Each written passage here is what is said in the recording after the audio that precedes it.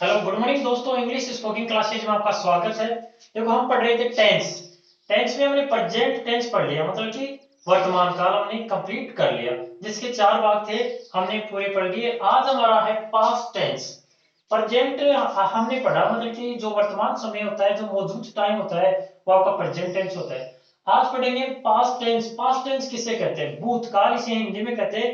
इसकी परिभाषा देखो, बीते हुए समय को पास्ट टेंस कहते हैं। हमने जो कल बिता दिया वो समय होता है हमारा पास्ट टेंस।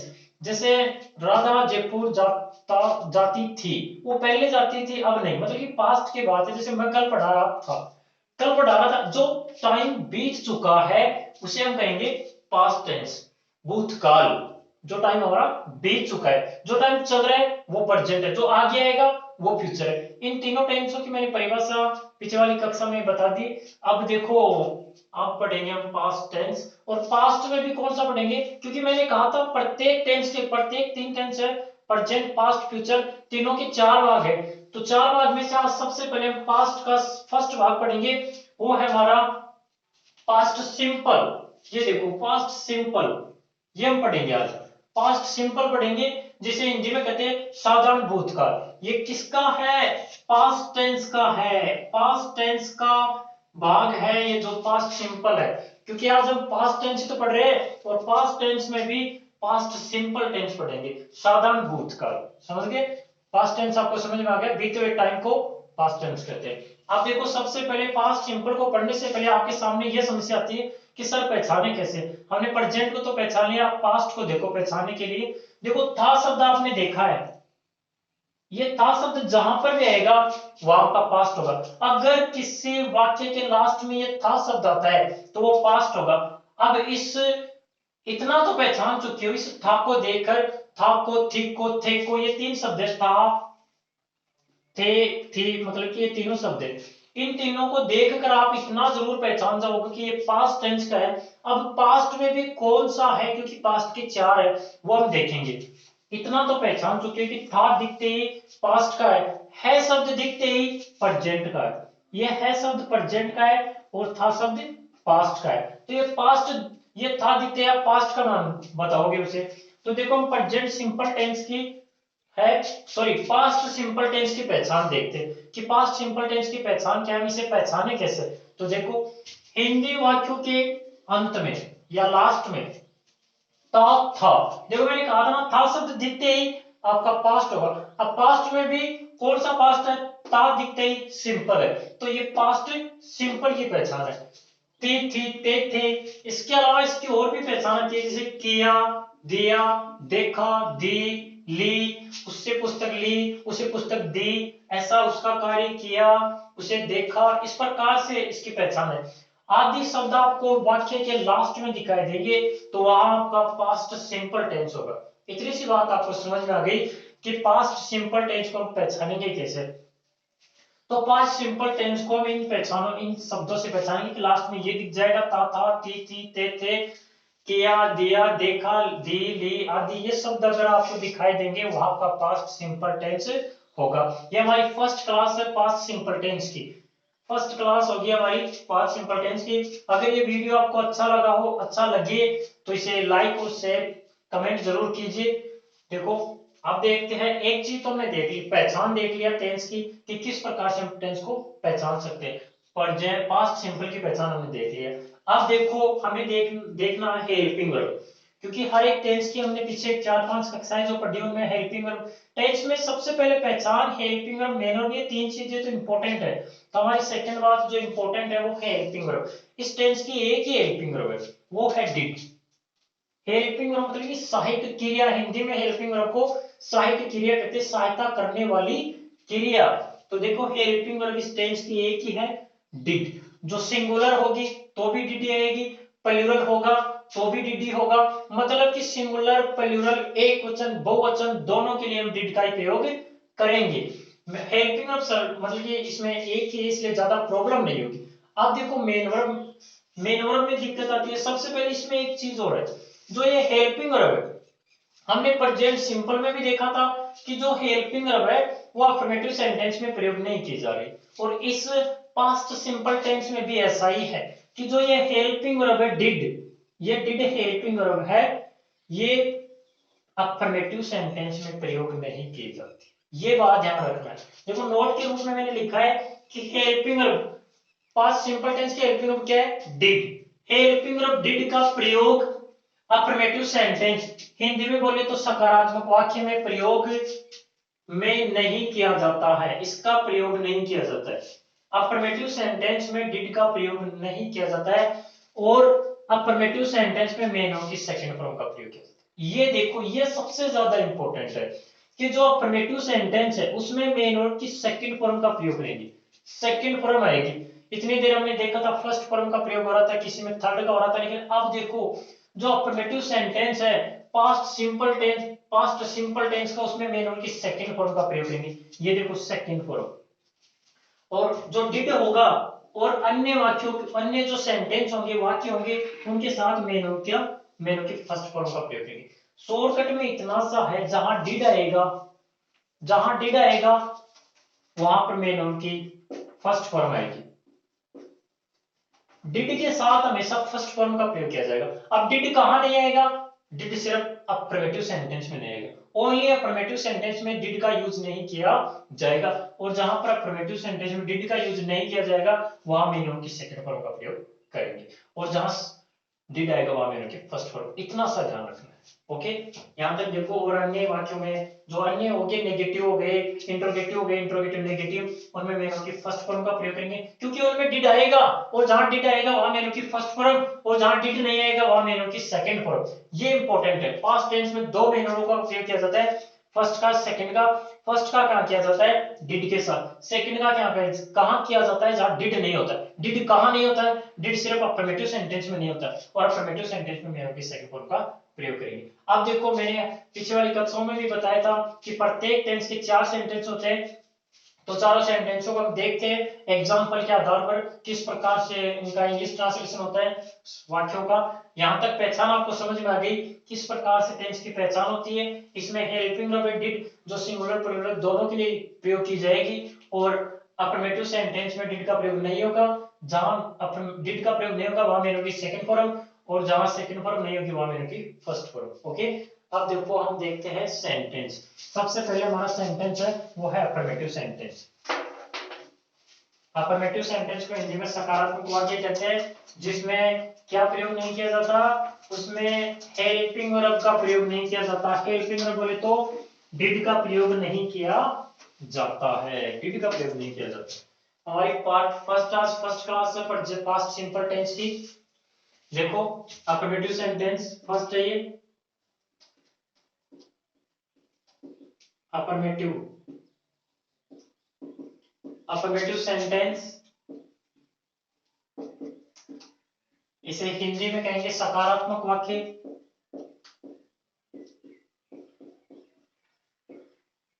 सकारात्मक वाक्य,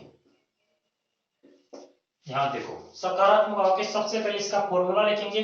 जब तक आपको फॉर्मूला याद नहीं होगा, सूत्र याद नहीं होगा, तब तक आप किसी भी वाक्य का, किसी भी सेंटेंस का हिंदी से इंग्लिश में ट्रांसलेशन नहीं कर सकते।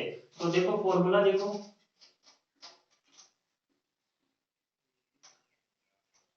सबसे पहले फॉर्मूला सूत्र देखते हैं। सबसे पहले सब्जेक्ट आएगी, सब्जेक्ट।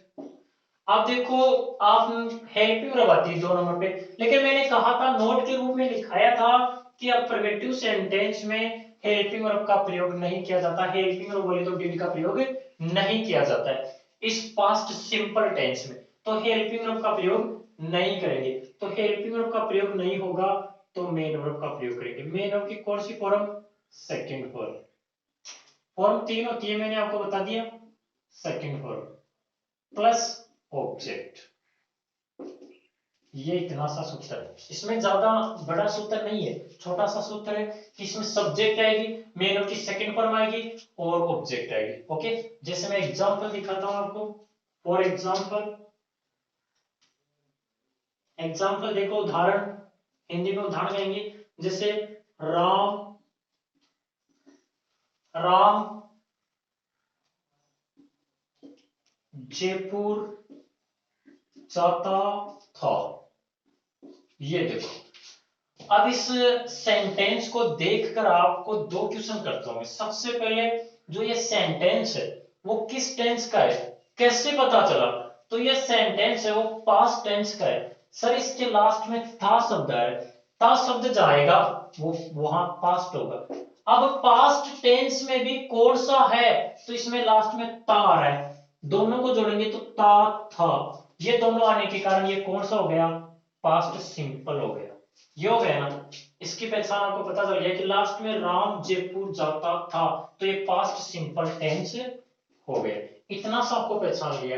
सबसे पहले ये क्वेश्चन किया जाता है। अब सेकंड क्वेश्चन ये है, दूसरा प्रश्न यह है कि जो ये सेंटेंस है, जो ये वाक्य है, वो कैसा वाक्य है? चार प्रकार के वाक्य होते हैं, चार वाक्य है, उनमें से किस प्रकार का वाक्य है? तो ये अफर्मेटिव सेंटेंस। अफर्मेटिव सेंटेंस कैसे पता चला?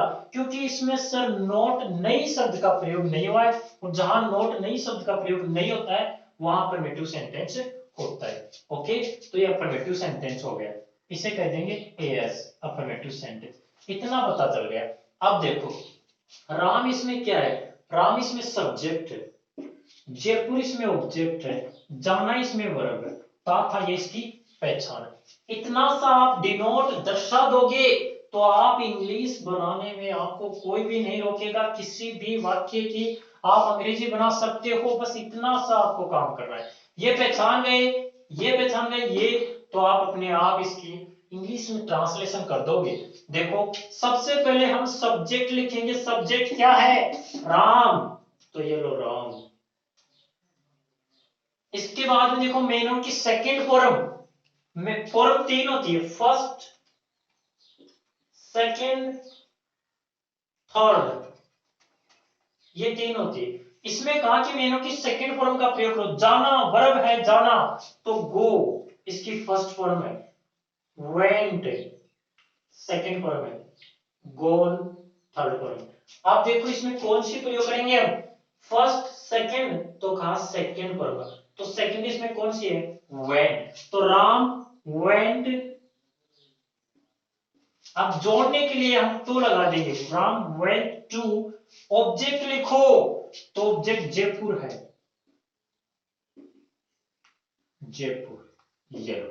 इतना सा था, इसमें कोई प्रॉब्लम थोड़ी ना।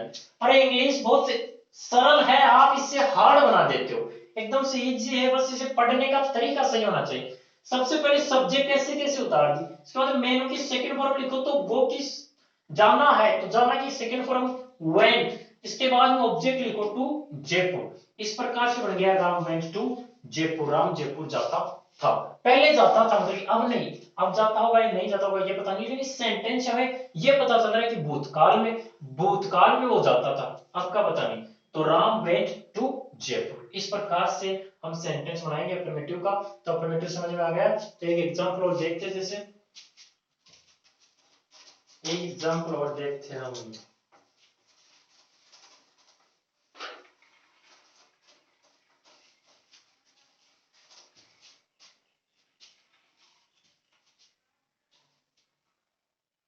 जैसे मैंने पेन दिया। मैंने कहा था लास्ट में किया जाए, दिया जाए, किया जाए, लिया जाए, दिया जाए। ये शब्द आपको जहां पर भी दिखाई देंगे वो आपका पास्ट सिंपल टेंस होगा, पास्ट सिंपल टेंस होगा। जिसके लास्ट में दिया शब्द आ रहा है तो ये पास्ट सिंपल टेंस होगा ना। आप देखो इसमें मैंने, आई, ये मैंने ये सब्जेक्ट है, पेन ऑब्जेक्ट है, देना वर्ब है। इस प्रकार से समझ गए। देना गिव, तो इसकी इंग्लिश बनाएंगे। सबसे पहले सब्जेक्ट मैंने, आई, कि मैंने तो दिया है ना आई। इसके बाद में मैंने की सेकंड फॉर्म, तो गिव, गिव फर्स्ट फॉर्म है, गिव यानी देना, गेव, गिवन, तो हम इसमें सेकंड फॉर्म गेव का प्रयोग करेंगे। तो I gave the pen, pen के साथ में दे का प्रयोग करेंगे। इस प्रकार से आई गेव द पेन, इस प्रकार से बना देंगे, मैंने पेन दिया। लास्ट में दिया शब्द का, तो ये हमारा पास्ट सिंपल टेंस। इस प्रकार से अफर्मेटिव सेंटेंस आता है। ओके, यहां तक तो समझ में आ गया। अब देखो हम देखते हैं नेगेटिव सेंटेंस। नेगेटिव सेंटेंस देखेंगे तो हम अफर्मेटिव को मिटा देंगे। ओके, नंबर 2 पे आता है नेगेटिव सेंटेंस। नेगेटिव मतलब कि नकारात्मक वाक्य, हिंदी में से नकारात्मक वाक्य कहेंगे। कौन सा? नकारात्मक वाक्य। अब देखो ये सूत्र था सब्जेक्ट मेनों की सेकंड फॉर्म ऑब्जेक्ट, ये अफर्मेटिव का था ना, आपने देखा है कि ये अफर्मेटिव का था। अब इसे हम नेगेटिव बनाने के लिए क्या करेंगे? नेगेटिव की परिभाषा क्या है कि जिस वाक्य में नोट का प्रयोग होता है उसे हम नेगेटिव सेंटेंस कहते हैं। तो देखो इसमें नोट का प्रयोग करेंगे, तो नोट का प्रयोग जहां होगा वहां हेल्पिंग वर्ब। इसमें सबसे पहले सब्जेक्ट आ गए, सब्जेक्ट के बाद में हेल्पिंग वर्ब आएगी। हेल्पिंग वर्ब बोले तो did plus helping verb did है हमारी, ये लो। अब मैंने कहा था सब्जेक्ट आ गई, हेल्पिंग वर्ब डिड आ गई, जहां डिड आएगी वहां मेन वर्ब की फर्स्ट फॉर्म आएगी। ये बात इंपॉर्टेंट है, यहां पर ये फोकस करने वाली बात है। जहां डिड आएगा वहां मेन वर्ब की फर्स्ट फॉर्म आएगी, तो मेन वर्ब की फर्स्ट फॉर्म प्लस ऑब्जेक्ट, इस प्रकार से subject helping verb, helping verb did है जो सिंगुलर के लिए भी ये आएगी, प्लूरल के लिए भी ये आएगी, मेन वर्ब की फर्स्ट फॉर्म साथ में ऑब्जेक्ट, इतना सा। तो देखो एग्जांपल देखते हैं, जैसे राधिका, राधिका अंग्रेजी नहीं पढ़ती थी। ये देखो राधिका अंग्रेजी नहीं पढ़ती थी, राधिका अंग्रेजी नहीं पढ़ती थी, लास्ट में थी दिख गया तो हमें पता चल गया कि पास्ट सिंपल टेंस है। इसमें नई शब्द आ गया, नई शब्द आने के कारण हमें पता चल गया कि ये नेगेटिव सेंटेंस है, क्योंकि इसमें नोट का प्रयोग हो चुका है, इसलिए हमारा नेगेटिव सेंटेंस है। अब राधिका इसमें सब्जेक्ट है, अंग्रेजी इसमें ऑब्जेक्ट है, पढ़ना इसमें वर्ब है, इतना हमने दर्शा लिया। इसके बाद जो सूत्र के अनुसार लिखते हैं, तो सबसे पहले सब्जेक्ट लिखो तो राधिका। अब राधिका सिंगुलर है, एक वचन है तो भी डीडी आएगा, अगर बहुवचन है फिर भी डीडी आएगा, क्योंकि हेल्पिंग वर्ब एक ही तो है, इसलिए सिंगुलर के लिए, प्लूरल के लिए या एक वचन के लिए, बहुवचन के लिए ओनली डीडी आएगा। तो राधिका डिड, 3 नंबर पे मैंने कहा था नोट का प्रयोग होता है, तो Radhika did note, Radhika did not man की फर्स्ट फॉर्म पढ़ना, तो रीड, फर्स्ट फॉर्म रीड आएगी, क्योंकि डिड के साथ फर्स्ट फॉर्म का प्रयोग किया जाएगा कि Radhika did not read object English, इस प्रकार से समझ में आया कि Radhika did not read English, Radhika अंग्रेजी नहीं पढ़ती थी। सबसे पहले सब्जेक्ट लिखो, फिर हेल्पिंग वर्ब लिखो, फिर मेनू की फर्स्ट फॉर्म, फिर ऑब्जेक्ट। ओके, अब देखो इंट्रोगेटिव सेंटेंस पढ़ते हैं।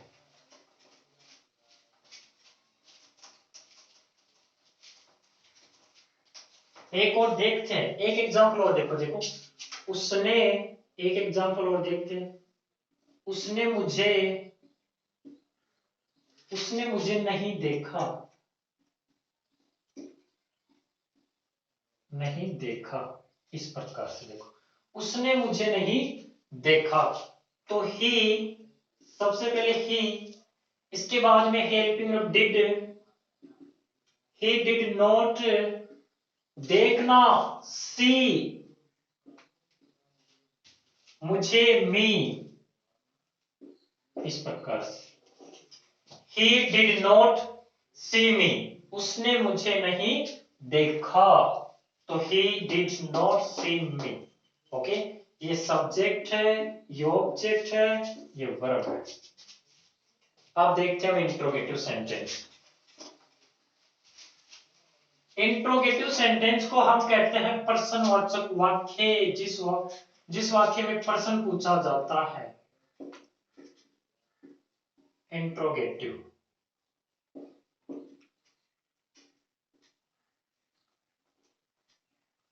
इंट्रोगेटिव सेंटेंस, प्रश्नवाचक वाक्य,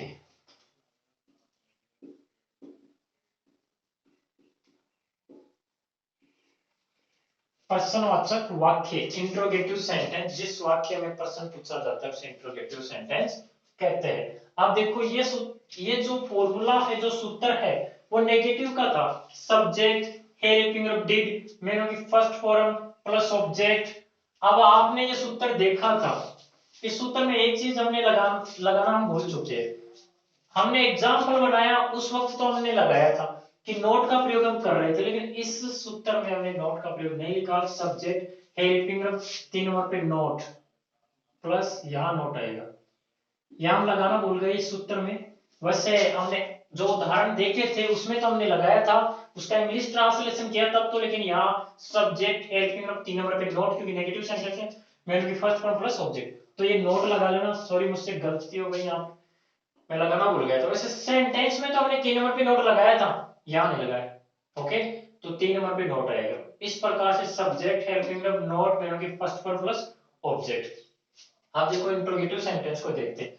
ये सूत्र था नेगेटिव का, इस नेगेटिव में से इंट्रोगेटिव आ गया तो नोट तो हट जाएगा, नोट तो हट जाएगा। जो ये हेल्पिंग रब है, जो ये हेल्पिंग रब है वो पहले आ जाएगी, और जो ये सब्जेक्ट है वो बाद में आ जाएगी। इतना सा फर्क है बस।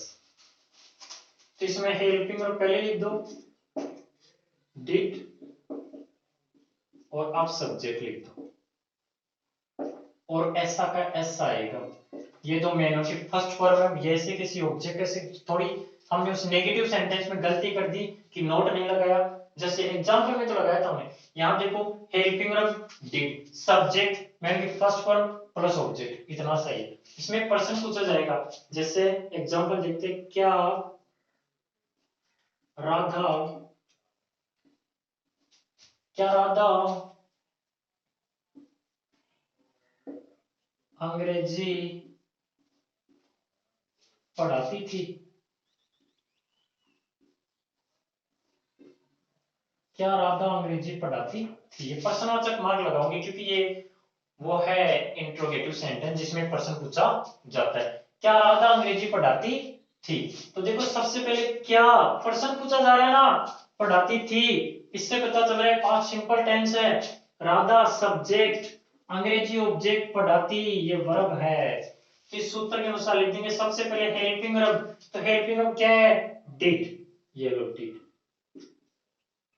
अब डिड के बाद में सब्जेक्ट, तो सब्जेक्ट क्या है, राधा, तो राधा लिख देते हैं। डिड राधा मेनू की फर्स्ट फॉर्म पढ़ाना, टीच। इसके बाद में ऑब्जेक्ट इंग्लिश,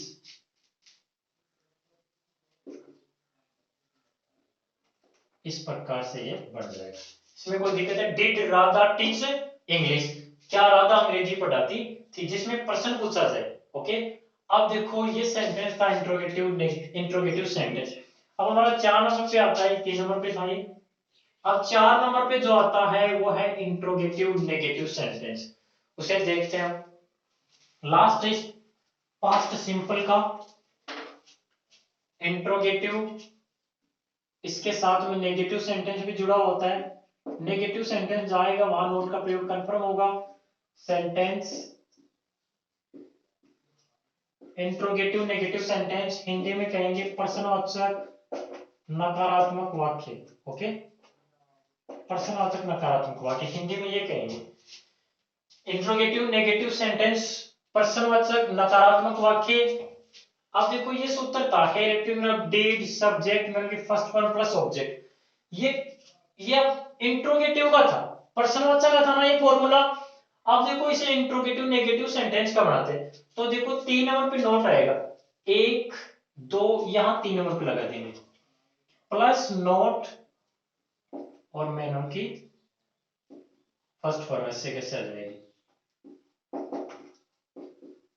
ओके, बस इतना सा हमने इसमें चेंजिंग बदलाव किया है कि जो नोट है वो 3 नंबर पे हमने लगा दिया। हेल्पिंग वर्ब ऐसी कैसे, इसे नहीं हिलाया हमने। सब्जेक्ट भी बस इनके बीच में नोट लगा दिया, मेन की फर्स्ट फॉर्म प्लस ऑब्जेक्ट। अब देखो इस यही है, ये एग्जांपल ले लेते हैं एक बार, फिर एक और देखेंगे कि क्या राधा अंग्रेजी पढ़ाती थी।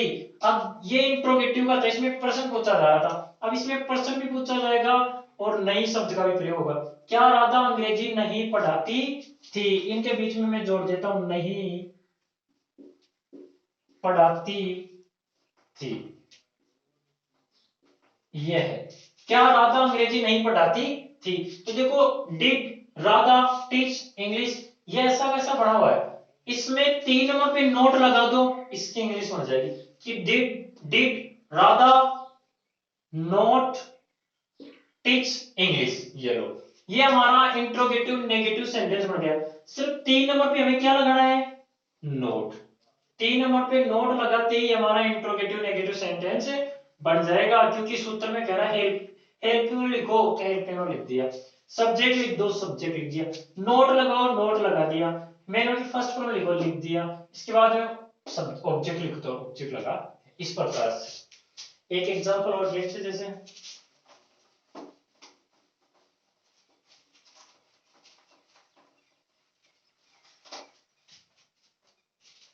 क्या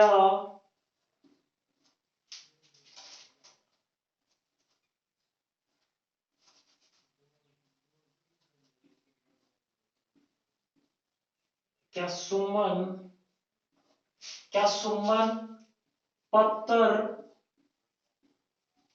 नहीं लिखती थी, नहीं लिखती थी। यह है, क्या सुमन पत्र नहीं लिखती थी।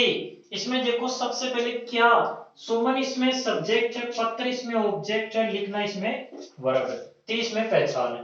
तो सबसे पहले हेल्पिंग वर्ब लिखो, क्या सुमन पत्र नहीं लिखती थी, हेल्पिंग वर्ब डिड, चाहे सिंगुलर हो चाहे प्लूरल हो, डिड ही आएगा क्योंकि एक ही है।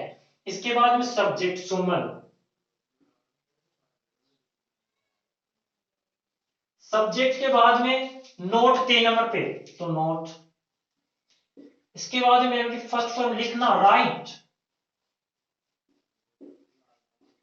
इसके बाद ऑब्जेक्ट लिखो पत्र लेटर। ये लो, ये बन गया कि did Suman not write letter, क्या सुमन पत्र नहीं लिखती थी। इस प्रकार से हमारा पास्ट सिंपल टेंस कंप्लीट हो चुका है। पास्ट सिंपल टेंस के हमने चारों सेंटेंस देख लिए, affirmative, negative, interrogative, interrogative negative, इनके प्रत्येक के हमने फॉर्मूले देखे हैं। अगर ये फॉर्मूले आपको समझ में आ गए ना, तो अपने आप किसी भी हिंदी सेंटेंस का इंग्लिश बना सकते हो। आपने एक इंपॉर्टेंट बात ये है कि आपने इस सेंटेंस को देखा, लास्ट में पहचान टी मिल गई, तो आप पहचान गए कि ये पास्ट सिंपल टेंस है। हिंदी में तो आप पहचान गए, अभी इंग्लिश में कैसे पहचानोगे, तो इंग्लिश में पहचानने के लिए आप इसको पकड़ोगे, ये इंपॉर्टेंट है। जहां डिड होगा वहां पास्ट सिंपल टेंस होगा, जहां डिड नहीं होगा वहां सेकंड फॉर्म होगी, तो भी पास्ट सिंपल टेंस।